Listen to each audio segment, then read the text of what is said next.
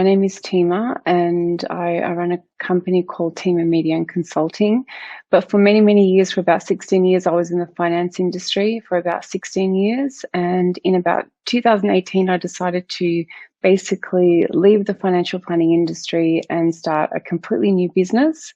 And also start a podcast. That was like my passion. That was my reason for leaving the financial planning industry. And I really wanted something to be a lot more fulfilling for me. But I've been listening to the other speakers, and the topic of, I guess the main topic of today is really empowering women and just really helping women really be who they really want to be in the end, and live the life that they want. So I really want to touch on how I've been able to create my social presence digitally, which has also helped me not only grow my brand, but really helped me really introduce this business that I have right now, which is a media company where we help CEOs become thought leaders on the LinkedIn platform. And that really just came through basically just taking a chance on myself and believing in myself and actually doing something completely different and building something from scratch. What I really wanted to touch on today is not only how I grew my personal brand, but some of the things that we help our clients with in terms of really growing their brand online. And when I'm talking about a brand, I'm talking about your personal brand. And this is how we communicate our value.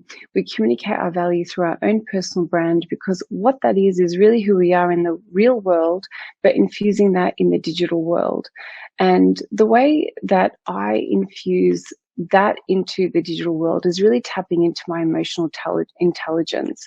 And that's something that is really, really key to really understanding how to communicate with people on a deep level.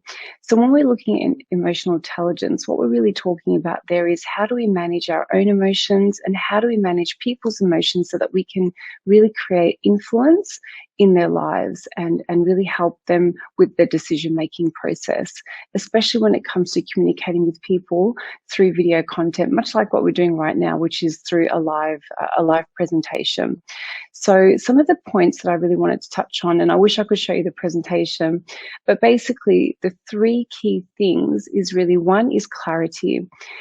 It doesn't matter how small or how big your business is, or even if you're just an individual, it's really, really important to have that clarity as to why you are building a brand for yourself.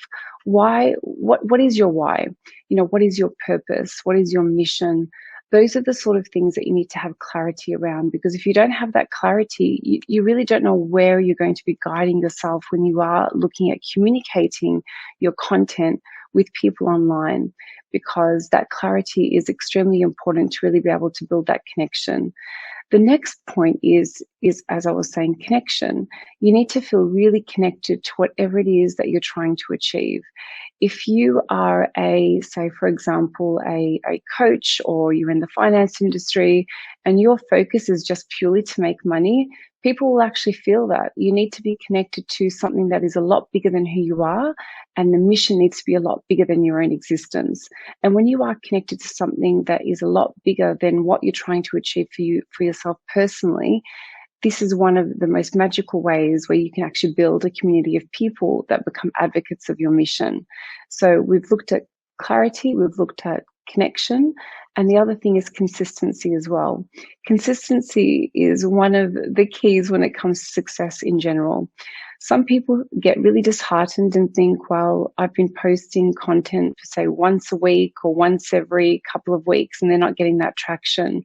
If you look at consistency with really anything, you're building that muscle where you are teaching yourself these habits on a regular basis to not only just post regularly, but also communicate with things regularly, so that it helps you become a lot more creative, be more engaged with your audience, and really help you be able to really make an impact that way. Because sometimes people really get confused around this concept of visibility and the numbers and the likes, or the lack of likes and comments.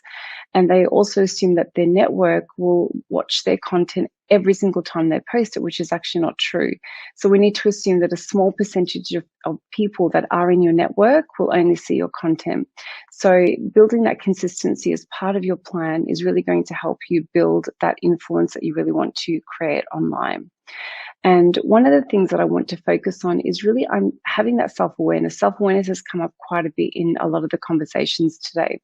If you have that self-awareness and really understand what your own values are and also what your natural gifts are, and you put those two together and you create content around that, but also being very specific to your audience and really tapping into that emotional intelligence, as I mentioned, it's such a powerful way to be able to create content that really speaks to people's souls and really allows you to connect with people. One other thing that I also really recommend is for people to really engage with people online. Express yourself through your comments. That's also content as well. That's also another way to be able to communicate your value. And when I talk about communicating your value, what I'm really talking about there is one, speaking through your own values as an individual, speaking through the values of your company, but also speaking through your purpose as to whatever it is that you're trying to achieve and what your mission is out there.